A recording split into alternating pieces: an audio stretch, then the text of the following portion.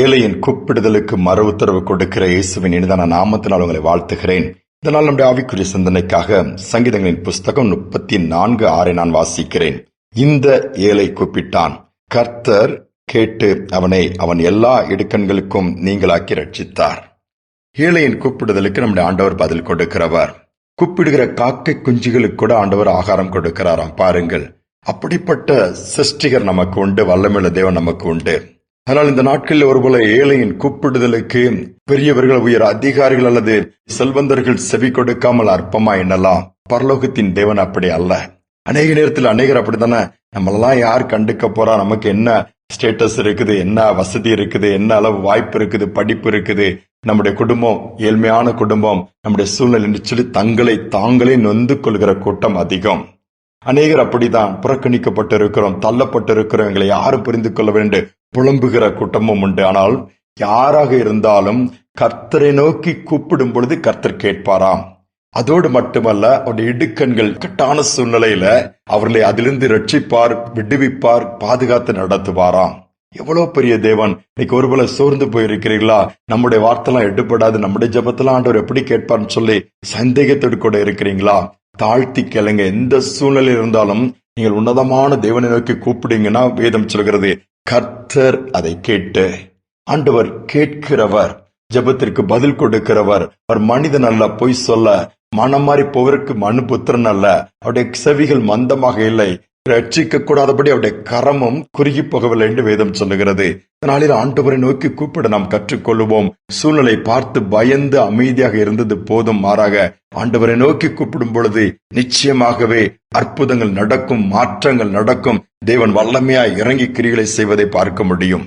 ஒரு ஏழை விதவை தாய் தன்னுடைய பிள்ளைகள் பட்டினியா இருக்கிறத பார்த்து சகிக்க முடியாம இரவெல்லாம் அழுது ஜெபம் பண்றாங்க. ஆண்டவரே, என் பிள்ளைகளுக்கு கொடுப்பதற்கு ஒண்ணுமே இல்லையே, இந்த வருமானமும் போதல, கணவன் வேற எனக்கு இல்ல, நான் விதவையாக இருக்கிறேன், இந்த பிள்ளைகளை எப்படி காப்பாற்றி கரை சேர்ப்பது தெரியல என்று இரவெல்லாம் அழுது பிள்ளைகளுக்கு கொடுக்க ஆகாரம் இல்லை என்று சொல்லி இரவெல்லாம் ஜெபித்து விட்டு காலையில் எழுந்து பிள்ளைகளுக்கு எந்த விதத்திலாவது எங்கேயாவது ஆகாரம் கிடைக்கும்னு அலைந்து திரியும்போது ஒரு ரொட்டி கடையை பார்க்கிறார்.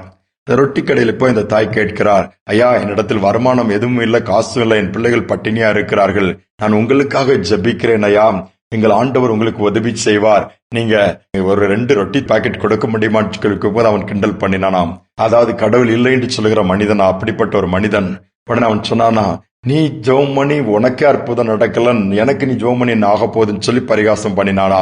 உன் ஜெபத்திற்கு அவ்வளவு வல்லமை இருக்கிறதா என்று சொல்லும் பொழுது, யா ஜெபிக்கிற, நிச்சயமாகவே அதன் ஆசீர்வாதம் உங்களுக்கு உண்டாகும் அந்த தாய் திரும்ப சொல்லுகிறார். சரி, ஒரு சின்ன காரியத்தை நீ செய்யணும், பேப்பர்ல ஒண்டி ஜெபத்தை எழுதி இந்த தராசுல வை, அதே நேரத்துல மறுபக்கத்துல நான் ரொட்டி பாக்கெட்டை வைக்கிறேன், எது வெயிட்டா இருக்குதுன்னு பாப்பேன்னு சொல்லும்போது இந்த ஏழை விதவை தாயும் சில வரிகளை ஜெபமாக எழுதி அந்த தராசுல வைக்கிறார். ஒரு பக்கத்திலே, மறுபக்கத்திலே ரொட்டி துண்டை வைக்க ஆரம்பித்தான். இந்த ஜெபம் ஒரு தாளில் தான் எழுதப்பட்டது, ஆனால் அது அப்படியே வெயிட்டாக கீழே இறங்கி இருந்தது, மேல தூக்கவில்லை. இவன் பல 4-5 ரொட்டி பாக்கெட்டை வைத்து பார்க்கிறான், ஆனாலும் அது கீழே இறங்கவே இல்லை. அந்த அளவு பேப்பர்ல இவ்வளவு இது இருக்குதா ஜெபத்துல அவன் பயந்து நடுங்க ஆரம்பித்து விட்டானாம்.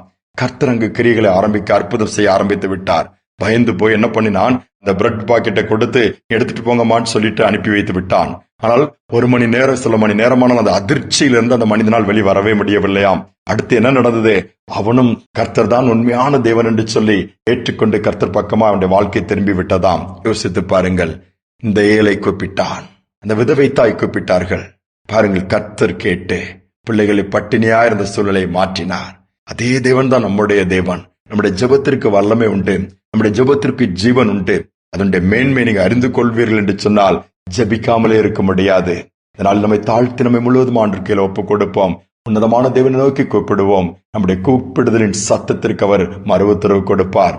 அதோடு மட்டுமல்ல, நம்முடைய தேவைகளை சந்திப்பார். ஜெபிப்போம். அன்பின் தகப்பனே, கூப்பிடுதலுக்கு மறு உத்தரவு கொடுக்கிற தேவனாய் இருப்பதற்காய் ஸ்தோத்திரம். இந்த நாளிலும் கூட நம்முடைய சமூகத்துல தாழ்த்தி வந்து நிற்கிறோம் அப்பா.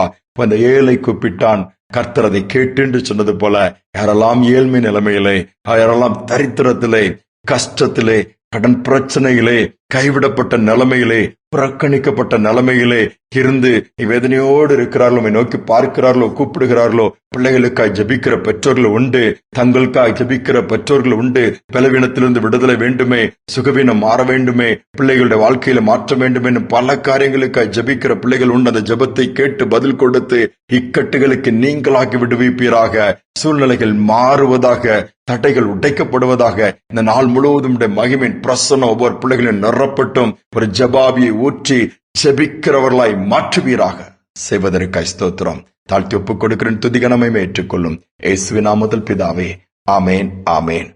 கூப்பிடுவோம். ஏழையின் சத்தத்துக்கு பதில் கொடுக்கிற தேவன் நம்மோடு கூட இருக்கிறார். நிச்சயமாகவே பதில் கொடுப்பார். பதிலை நாம் பெற்றுக் கொள்ள முடியும். சிந்தனையோடு இந்த நாளை தொடர்வோம். மீண்டுமாய் நாளை தினம் சந்திப்போம்.